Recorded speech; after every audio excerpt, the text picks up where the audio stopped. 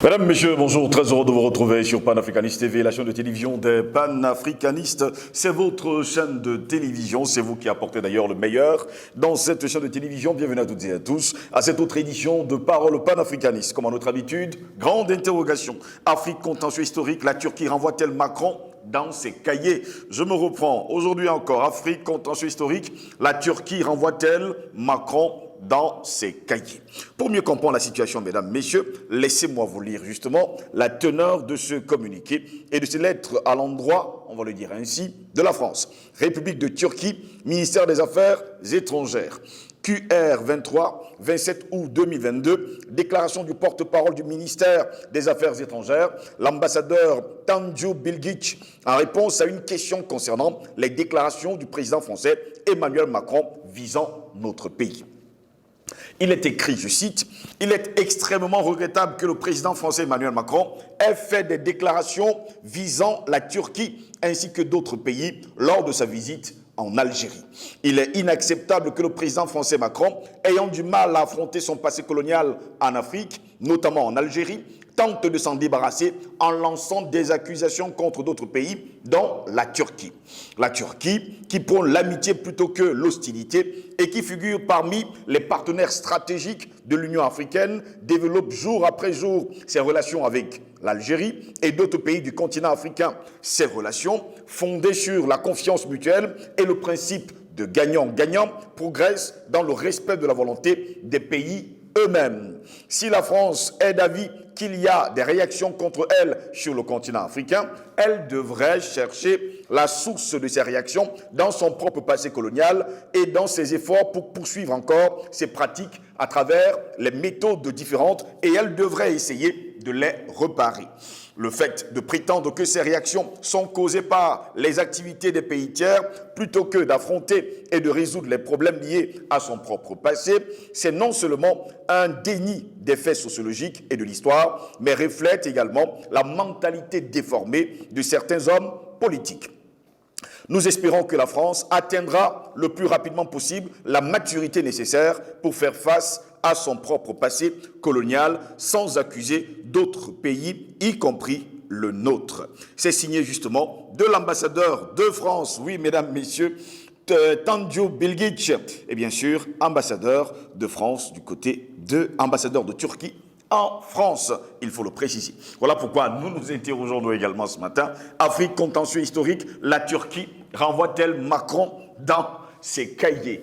Et pour répondre à nos questions, nous sommes avec quelqu'un qui parle toujours du contentieux historique depuis de longues années aujourd'hui. Il s'appelle Patient Parfendome. Il est panafricaniste et surtout UPCiste dans l'âme. C'est un homme politique. Patient Parfendome, bonjour, bienvenue à vous. Bonjour Steve Josselengos. Bonjour à nos millions d'internautes qui seront dans un prochain avenir, je l'espère, n'est-ce pas, des téléspectateurs de Panafricaniste TV, à nos techniciens et à l'ensemble du peuple africain et tous les hommes et plus de liberté à travers cette planète Terre qui de plus en plus, malgré les promesses des différentes G20, G30, G50, COP 30, COP 1000, COP 1 million, est de plus en plus bousillé par des politiques, par des attitudes, par des comportements et des orientations politiques qui ne sont pas de nature à créer l'harmonie entre les citoyens de ce monde, mais plutôt favoriser ceux pour qui la seule manière d'exister, c'est de détruire l'autre. Et c'est pour cela que nous avons grand espoir à notre continent. Et merci pour cette invitation. Merci à vous également, Patient Parfendome. Vous êtes très fatigué, vous venez de la capitale du Cameroun, mais vous avez tenu à être là ce matin. Nous tenons à vous dire merci et surtout beaucoup de courage. C'est la guerre, vous savez, j'avais un aîné dans ce combat qui m'a beaucoup instruit. Je parle de Ndema Sama Alexis, Albert Kondi, qui avait cette blague qui cessait de remettre sur la table chaque fois que je disais, mais à l'époque, j'étais très fatigué, il faut te reposer. Il me dit non. Il était SNO, pardon, c'était l'organisation à l'époque. Et il me disait, vous savez, tu sais, il arrivera un jour, sera inscrit sur l'épitaphe de ma tombe, repos éternel. Donc, tant qu'on n'est pas 2 mètres sur terre, il faut toujours. Donc, c'est une manière pour moi de dire encore salutation au camarade Ndema Samadexi, alias Albert Kondi, qui a beaucoup fait pour notre génération, dans le sens de nous introduire et de mettre, n'est-ce pas, à l'étrier dans ce combat qui n'est pas seulement nationaliste, mais qui est panafricain aussi. Merci à vous également. Patient Pafendom, Afrique contentieux historique, la Turquie renvoie-t-elle Macron dans ses cahiers? Vous avez suivi justement ce communiqué, cette lettre, on va le dire comme ça, déclaration du porte-parole du ministère des Affaires étrangères, l'ambassadeur Tanju Bilgic, en réponse à une question concernant les déclarations du président français Emmanuel Macron visant la Turquie. Ben, évidemment, ce qui est curieux dans cette affaire, c'est l'attitude de la France. La réponse de la Turquie, elle va de soi, puisqu'elle a été indexée par Paris. Mais en réalité, M. Macron et la France et l'oligarchie au pouvoir en France vont d'erreur en erreur. D'erreur en erreur. Et en dehors des fausses déclarations et souris de façade qui sont les lieux communs de la diplomatie, en réalité, c'est de gaffe en gaffe les différentes tournées de Macron sur notre continent ces derniers temps. Macron vient à Yaoundé, il traite les Africains d'hypocrites. Je vous fais l'économie, l'autre grosse bourde, à Bissau. Il va à Alger et il indexe, parlant de sentiments anti-français, la Chine, la Russie et la Turquie, en fait, de quoi? D'instrumentaliser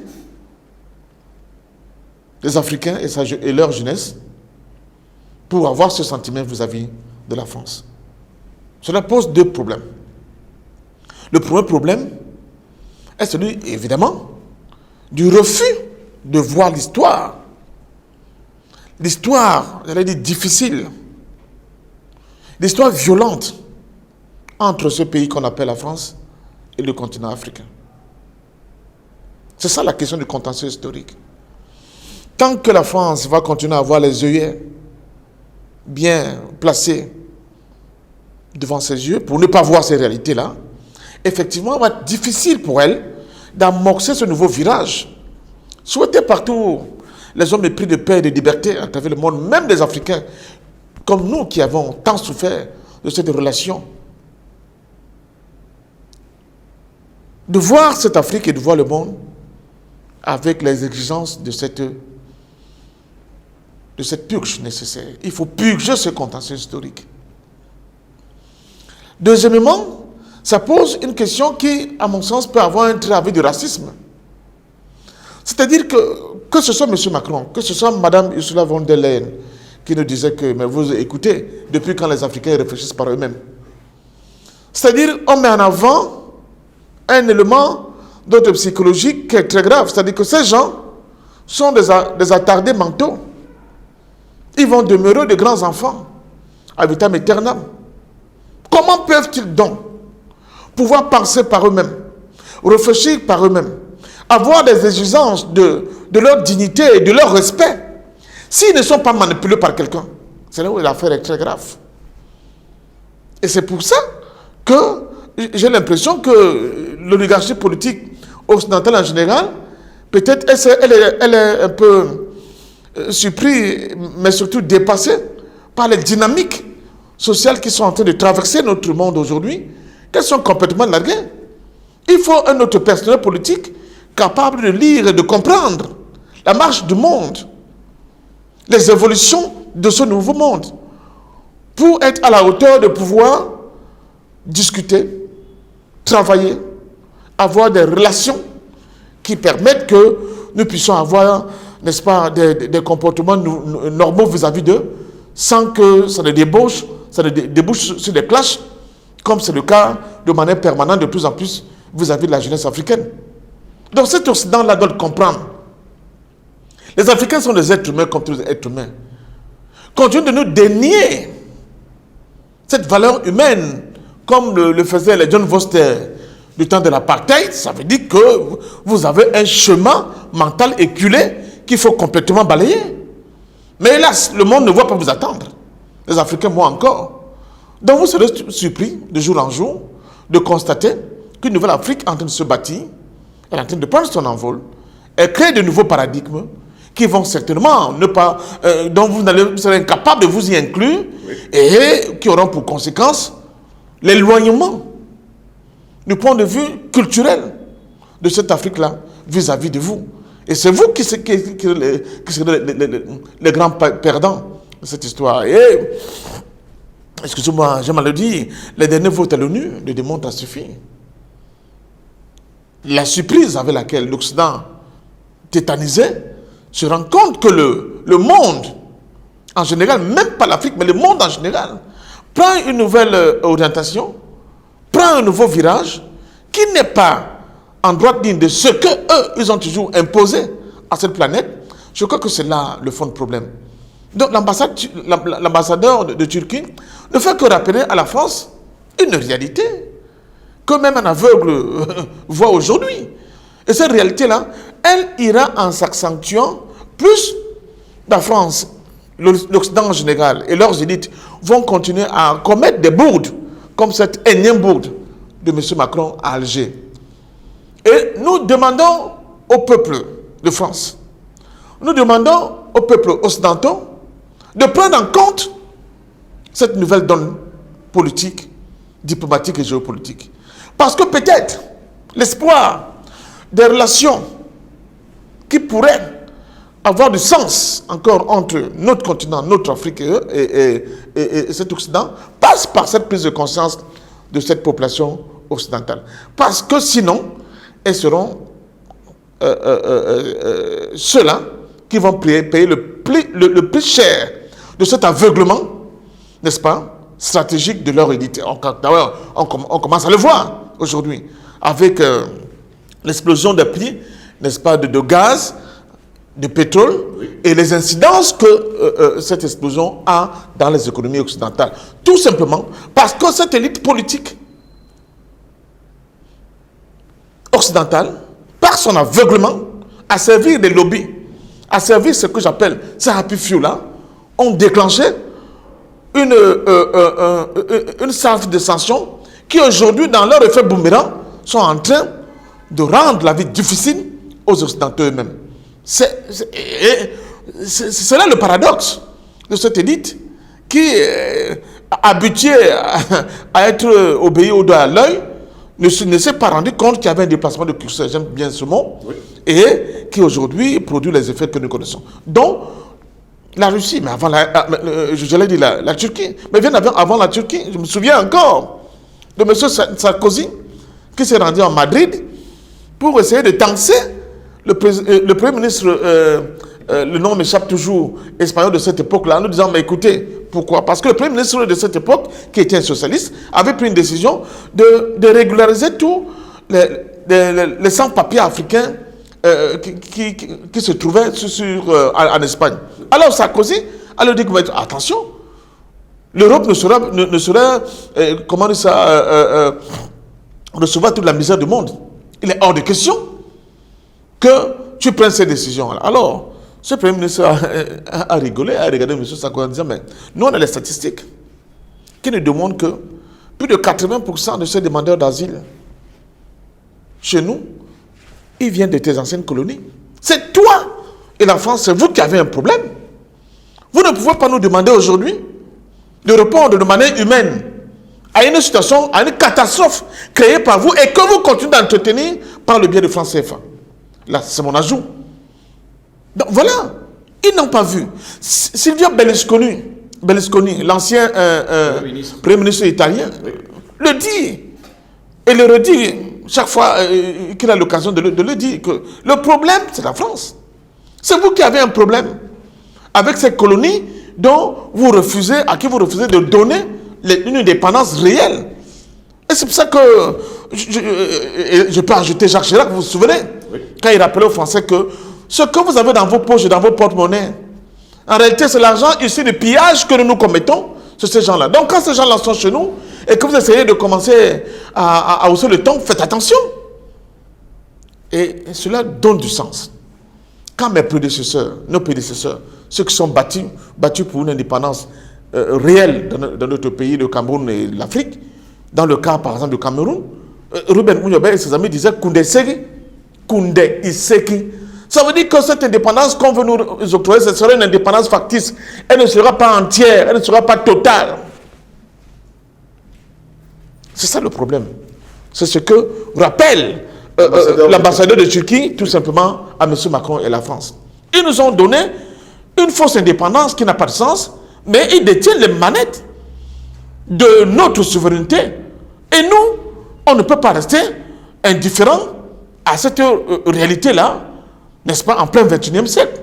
C'est pour cela que la jeunesse aujourd'hui, et je suis heureux avec vous d'avoir participé à cette grande odyssée de conscientisation des peuples africains, de conscientisation de sa jeunesse, par le biais de ce combat panafricain que nous avons embrassé depuis très longtemps et qui, aujourd'hui, débouche sur des situations heureuses d'une prise de conscience, même de ceux qui étaient comme des alliés radicaux de la France-Afrique, qui comprennent que mais, on ne peut pas continuer. Voir un pays comme le Gabon oser, même si ce n'est pas encore totalement dans la direction que nous aurons souhaité, mais quand même oser adhérer au Commonwealth, ça veut dire ce que ça veut dire. Voir des pays comme le Togo oser, il y a des mains, le Gabon de la famille Bongo, oui, et le Togo de la famille Eyadema, oui, oser adhérer au Commonwealth aussi, ça veut dire qu'il y a quelque part, même de manière tatillonne, les gens savent qu'ils sont coincés dans cet espace france-africain et ils cherchent des voies de sortie. Et quitte à ce que cela ne donne pas satisfaction à leurs maîtres, à leurs alliés d'hier. Donc voilà là où nous nous trouvons. Mais nous allons loin, nous qui sommes les véritables panafricains. Nous disons qu'il faut puger le contentieux historique. Tout ce que l'Afrique a comme problème, l'Afrique dit francophone, les 14 pays, oui, plus les Comores, ce ne sont pas des difficultés d'ordre conjoncturel. La France était l'aveugle. Lorsque, par exemple, l'ambassadeur de Turquie rappelle cela à la France, si vous me permettez, je reprends les propos de l'ambassadeur de France, le fait de prétendre que ces réactions sont causées par des activités des pays tiers plutôt que d'affronter et de résoudre les problèmes liés à son propre passé, c'est non seulement un déni de faits sociologiques de l'histoire, mais reflète également de la mentalité déformée de certains hommes politiques français. Mais est-ce que la France ne le voit pas? C'est-à-dire... Les autres voient, mais on a l'impression que, comme l'ambassadeur le déclare d'ailleurs, qu'il y a un manque de maturité de la part des chefs d'État français. Bon, pour Macron, son immaturité n'est pas démontrée. Bon, laissons. Passons de l'autre côté. Pour Macron, je crois que bon, c'est la palissade, n'est-ce pas? C'est une évidence, j'allais dire. Écoutez, le gros de l'élite politique, j'aime toujours parler de l'élite politique, oui, à ne pas confondre avec le peuple. Oui. Parce que la plupart des peuples occidentaux, jusqu'à ce qu'il y ait ce réveil brutal dû à l'opération militaire spéciale de la Russie en Ukraine, oui, buvaient comme du petit lait toutes les salades que leur élite leur racontait.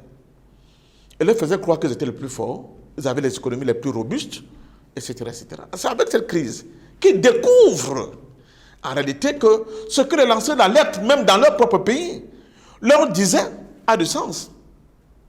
La désindustrialisation de l'Occident, surtout de la France, oui, avec le Covid, vous avez vu, oui, ou même les masques, on était obligé de constater que la France n'a plus des usines capables de produire de masques de manière suffisante pour leurs propres besoins. Je ne parle même pas de nous.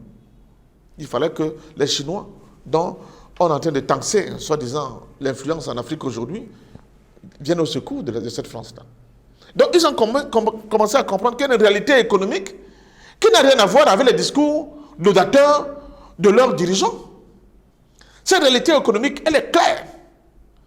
Sur le plan agricole, l'Europe n'est pas maître de son destin. Que ce soit en termes de graines, qui sont le produit de consommation premier en Occident avec tous ses dérivés, que ce soit sur le plan des engrais, mais mieux.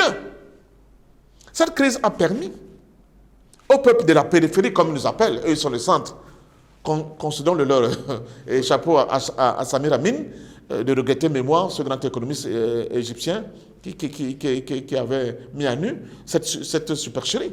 Mais même nous qui sommes à la périphérie, on a enfin compris que, mais attends, ces gens nous montrent les images avec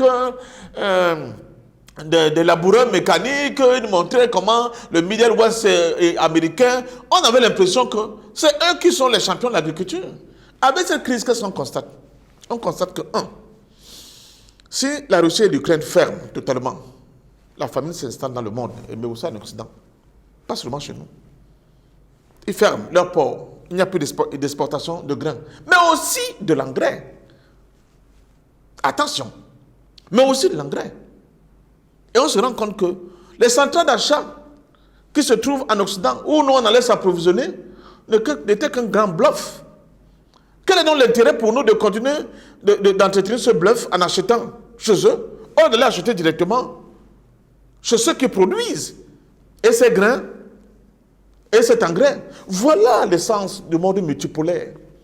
On est enfermé dans des espaces de cage en fer, où chaque fois on vient te dire, bon, tu souhaites avoir quoi? Bon, ok, reste là-bas dans ta cage, là-bas, petit. On va aller acheter pour toi. Non. Le monde multipolaire veut dire, tu n'as plus affaire à un seul interlocuteur. Tu exprimes ton autonomie, ton indépendance, ta souveraineté, par la capacité que cette nouvelle te donne de pouvoir négocier, parlementer, commercer, discuter avec qui que ce soit, sans que tu ne sois embrigadé dans cette chape-là qui t'oblige de passer tout le temps chez quelqu'un. C'est le sens de ce compte d'opération.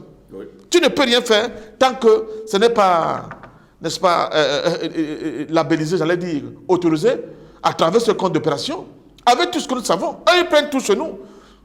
La France et l'Occident, à travers la France, s'est ravitaillé dans les 14 pays africains, là, gratuitement. Parce que c'est un problème d'écriture. Bon, on a pris 10 tonnes de cacao chez vous, et ne vous en faites pas, c'est marqué dans vos livres au niveau de compte d'opération, dont le gars ne paye pas. Il ne paye rien. Vous avez besoin de devises? Bon, ok. Vous avez besoin de combien de devises? Non. 50 c'est beaucoup, vous aurez 25. Mais sauf que comme ils étaient obligés de tout prendre sans payer, donc de voler, et que eux, ils étaient obligés quand même, quand on demandait 50 de nous donner 25, ils piochaient dans leurs propres réserves. Conséquence, la dette. La dette française a explosé à un niveau où, si on s'en tient au principe économique d'un pays, la France est un pays en faillite. Même les niveaux autorisés par l'Union européenne économiquement ont été largement dépassés. Donc je pense sincèrement, et je crois que c'était de l'ordre de 3%, là maintenant je crois que le taux d'inflation, ils ont explosé, ils sont à des pourcentages qu'ils n'osent même plus nous dire eux-mêmes.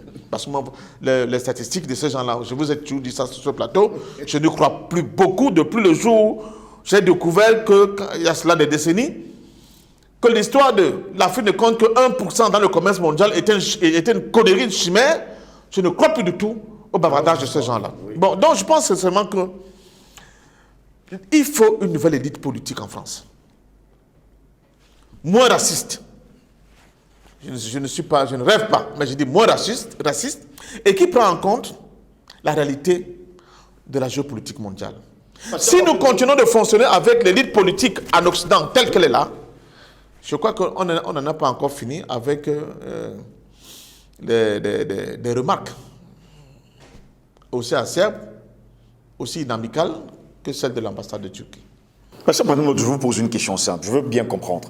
Est-ce que ce n'est pas un manque de diplomatie que de parler toujours des autres? On a l'impression, et d'ailleurs c'est la remarque que font les Français aujourd'hui, c'est que Emmanuel Macron, chaque fois qu'il fait une tournée, il parle toujours des autres pays et ne parle jamais de lui-même, ne parle jamais de la France. Oui, mais parce que ceux qui lui font la remarque ne sont pas au fait de la réalité que vit Macron. J'ai écouté tout à l'heure Ella qui disait que le gars ne dort pas. Mais parce que les citoyens lambda français ne sont pas au fait de la réalité que Macron, lui, là, le tableau de bord qu'il a. C'est grave. C'est pour cela qu'ils ont perdu tout sang-froid, toute lucidité. La tournée de Macron sur notre continent africain, c'était... Ce n'est pas le Mali. Russie, on parle du Mali, on parle de la Turquie, on parle de la Chine. C'était les salves qui, chaque fois qu'ils ouvraient la bouche, boum, boum, le Mali, oh, la Chine, l'Ukraine, la Russie, la Chine, voilà. Un peu la Turquie, pas beaucoup, mais un peu la Turquie. Ce fut le cas au niveau d'Alger. Donc voilà. Parce que le gars ne peut même plus se contenir, il ne peut plus se retenir. Il n'a plus cette lucidité-là. Parce que les indicateurs La France a perdu la même sur les indicateurs qui sont face à lui, il est malade. Vous êtes dans un pays qui fait partie de votre précarité comme le Cameroun, jusqu'à un passé récent, vous étiez encore à 40%. Aujourd'hui à 9%. D'occupation de vos entreprises dans cette économie. Maintenant, on nous parle de 9-10%. Quand vous avez cette réalité-là, et que vos capitaines d'industrie vous disent, papa, c'est grave, nous allons perdre complètement. Nous allons perdre cet espace tel que c'est en train de prendre la valeur en termes de désarticulation de notre influence dans cet espace. Et vous savez pertinemment que c'est grâce à cet espace que vous êtes la France que vous êtes. Je prends un seul cas pour sortir.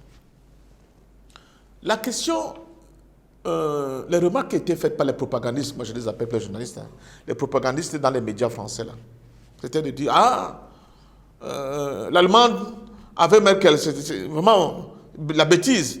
Ils se sont désengagés du nucléaire en faisant trop confiance à la Russie, donc en devenant en réalité des obligés de la Russie du point de vue de leur approvisionnement en gaz. Et voici la réponse aujourd'hui. Heureusement que nous, la France, nous n'avons pas les mêmes problèmes. Ah bon?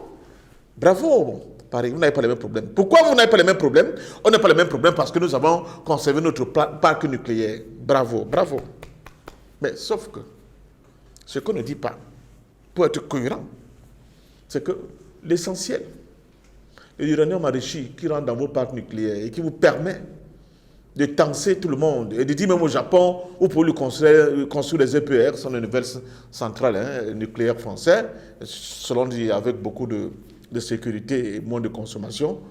Vous ne dites pas à ces gens-là que l'uranium enrichi que vous prenez, vous l'apprenez en Afrique. On parle de Kazakhstan, de l'Australie, mais du Canada, mais surtout de l'Afrique. On parle de 40%, moi je dis 60%. Bon, imaginons, scénario, que maintenant, le Niger décide de ne plus vendre son uranium à la France. Le bavardage va cesser. Ce bavardage va cesser très rapidement, puisqu'il proposait la construction de ces EPR à des pays tiers avec 10 ans de fourniture en uranium.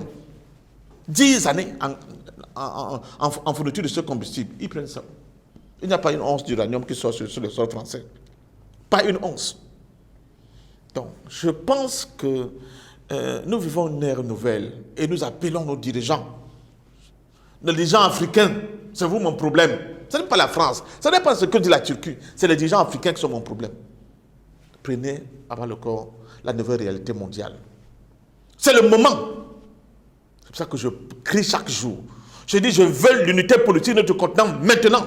Une monnaie africaine maintenant. On peut le faire. Les seules formes d'organisation dites démocratiques, administratives, ne sont pas que les États-Unis, la France ou bien l'Angleterre. Il y a d'autres formes. La Suisse.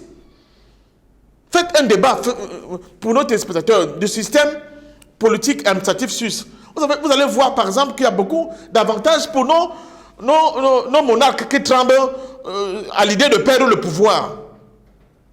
Qu'on peut bien aller vers l'unité politique de notre continent sans être ridicule, sans ne pas perdre le prestige, parce que pour beaucoup, le pouvoir n'a qu'une fonction de jouissance.